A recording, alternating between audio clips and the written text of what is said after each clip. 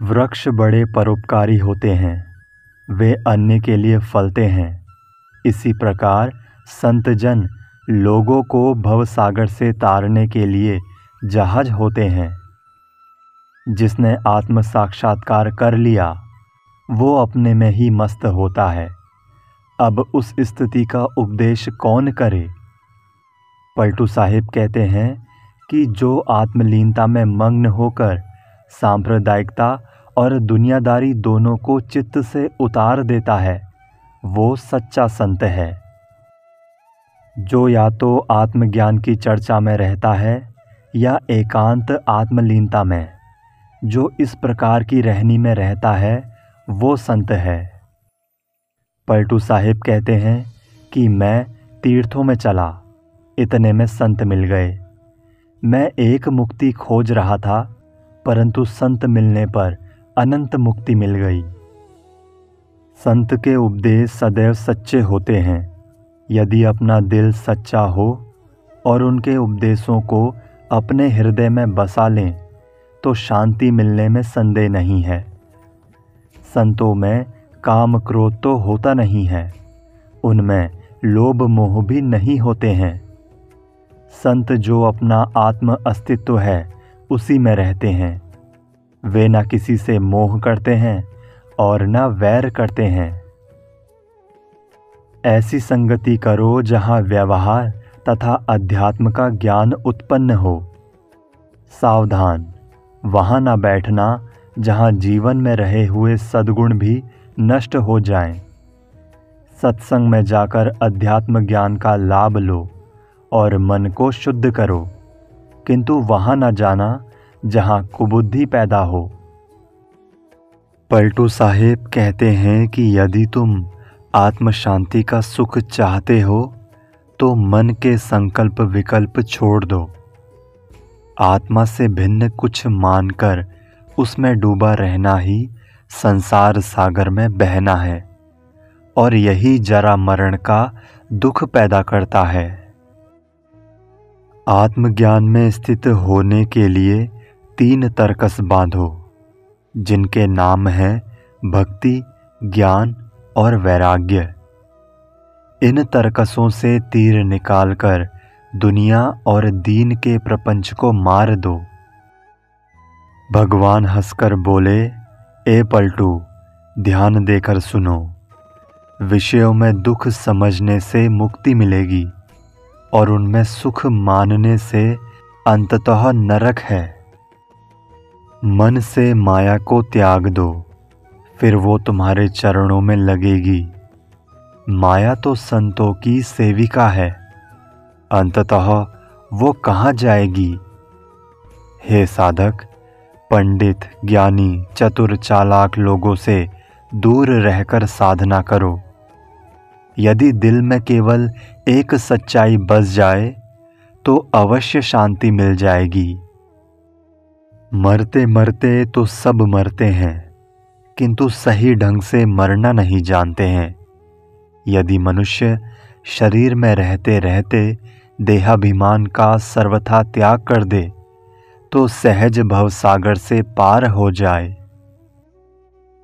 हे साधक, वाद विवाद की जगह से हटकर सबसे नीचा होकर रहो। ऐसे साधक को कोई बाध नहीं सकता। पलटू साहिब कहते हैं कि आत्मस्थिति की दशा लौकिक चमक दमक से परे है। लौकिक जोर से उस दशा में नहीं जाया जा सकता। जिसके मन में परम शांति की पिपासा होती है वो विनम्र होकर उस दशा में पहुंचता है। बिना आत्म अनुसंधान किए परम शांति नहीं मिलती है, चाहे कोई बाहरी लाख उपाय करे। दूध से दही जमता है, फिर उसको मथने से घी निकलता है। किसी ने आपको गाली दी वो एक है, यदि आपने भी पलटकर गाली दी तो वो अनेक हो गई। यदि गाली देने वाले को गाली ना दी जाए तो उसकी गाली अकेली रहकर मर जाएगी। पानी पत्थर की पूजा करते करते कल्याण का एक काम भी नहीं बना। अतएव शरीर को मंदिर तथा मन को सालग्राम बनाकर मन की पूजा करो, मन को शुद्ध करो। कल्याण सत्य के निकट है और झूठ से बहुत दूर है। यदि हृदय में सच्चा आत्मबोध हो जाए तो परमात्मा स्वयं प्रत्यक्ष आत्मा है। पलटू साहेब कहते हैं कि मैं ये सच्ची बात कहता हूँ कि दूसरों से उलझना अपने मन का चक्कर है। तुम्हें दूसरे से क्या प्रयोजन? तुम अपने मन को शुद्ध करो। सब काम धैर्य धारण करने से अपने समय से होता है। तुम धैर्य छोड़कर क्यों अशांत होते हो? चाहे जितना पानी से सींचो, परंतु पेड़ तो अपने समय पर फल देंगे।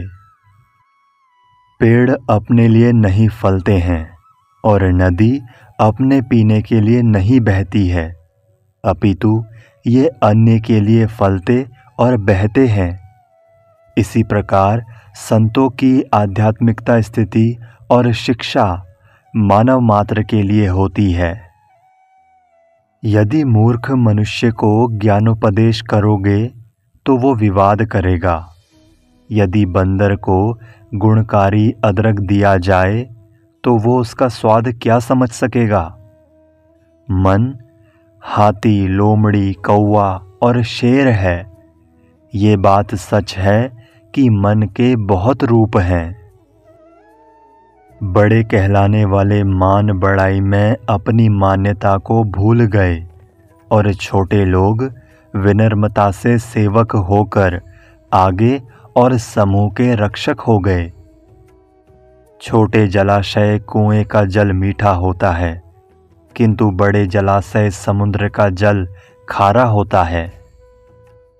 समुद्र सबसे बड़ा जलाशय है, किंतु उसका पानी खारा होता है, परंतु समझदार गुणग्राही लोग उससे रत्न निकाल लेते हैं।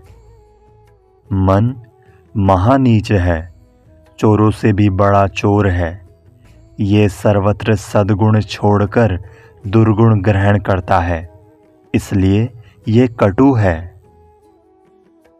पलटू साहेब कहते हैं कि हम जैसे असंख्य लोग बारंबार उपदेश देते मर गए, परंतु संसार के मूर्ख लोग उपदेश नहीं मानते।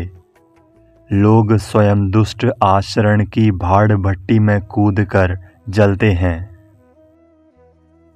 मैं जगत के व्यवहार से झुलसकर रोने लगा। जहाँ देखो कपट का व्यवहार है, किससे प्रेम किया जाए?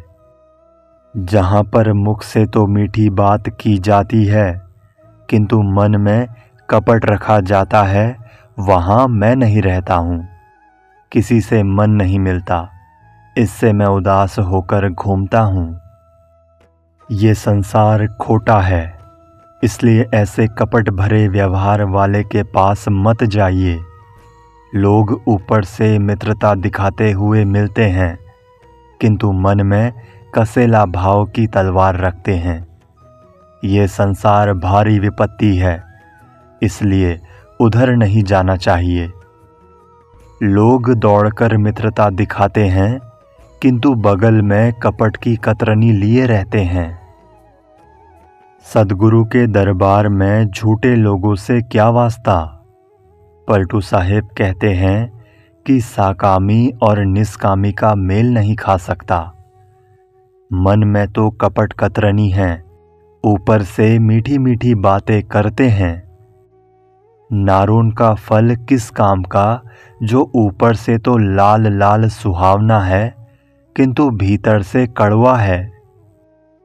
जैसे हल्दी अपना रंग नहीं त्यागती, वैसे निकृष्ट कर्म करने वाले अपना नीच कर्म नहीं छोड़ते। करोड़ों सत्संग मिलने पर भी ऐसे लोग नहीं सुधरते। सद्गुरु बेचारा क्या करे यदि शिष्य सावधान नहीं होता।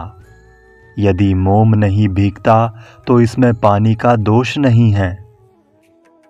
सद्गुरु तो आत्मज्ञान का धनवा बाण लेकर चला रहे हैं, किंतु शिष्य का हृदय जीवित ही पत्थर बना है। इसलिए ज्ञान का बाण रंच मात्र भी नहीं धंसता। पलटू साहेब कहते हैं कि मैं प्राणियों की पूजा करता हूँ।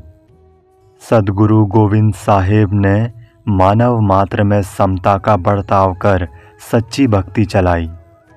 गुरु गोविंद साहेब के साधु रूपी उद्यान में पलटू भी एक फूल खिल गया। हद गृहस्थी मर्यादा और अनहद साधु वेश की मर्यादा से ऊपर आत्मलीनता की दशा निर्भय और अविचल पद है। पलटू साहेब कहते हैं कि मैं स्वरूप स्थिति की निर्भय दशा में स्थिर होकर वास्तविकता को देखता हूँ। सब लोग लाभ सुख की दशा में संत सेवा करते हैं। जो विपत्ति काल एवं घाटे की दशा में सेवा करते हैं वो सच्चा गुरु भक्त है। जगत का व्यवहार देखकर मुझे रुलाई आती है। लोग संतों से तो दूर रहते हैं और वैश्याओं से प्रेम करते हैं। पलटू साहेब कहते हैं कि लोग कमर बांधकर देश विदेश में परमात्मा को खोजने चलते हैं। योगी, जगम, सेवड़ा, सन्यासी, दरवेश और ब्राह्मण, ये 6 दर्शन के लोग उसे खोजते खोजते हैरान हो गए, किंतु कोई भी बाहरी परमात्मा का संदेश नहीं बता पाया कि वो कहाँ है। सब लोग शिष्य शिष्य कहते हैं, किंतु इनमें से कोई शिष्य नहीं होता। सद्गुरु की उपदेश वस्तु आत्मस्वरूप को जो समझे वो शिष्य होता है। इंद्रिय जीत होने के लिए कमर कसा और कहते हैं कि मैं साधना करता हूँ, किंतु जगत भोगों की प्रशंसा करते हैं तो उनकी दशा वैसी होती है जैसे पर्वत शिखर पर वर्षा हुई किंतु वो थोड़ा भी नरम ना हुआ। खोजते हैं रत्नों की गठरी, किंतु उसे खरीदने के लिए पास में एक कौड़ी भी नहीं है। लोग लोक लज्जा नहीं छोड़ते हैं और राम में रमना चाहते हैं। मरने वाला मर गया, जो उसके लिए रोता है वो भी मर जाता है। जो रोने वालों को समझाता है वो भी मर जाता है। पलटू साहेब कहते हैं कि ऐसे मृत्यु में संसार को लेकर कौन ज्ञानी शोक करेगा। पहले के लोग मरे हैं, जो आज के लोग हैं ये भी मर जाएंगे। संसार में तो मृत्यु का ही ढोल बज रहा है। लोग संसार रूपी स्वप्न में मोह करते हैं। मर जाने पर पीछे उनके कुछ चर्चा ही उनकी पहचान रहती है।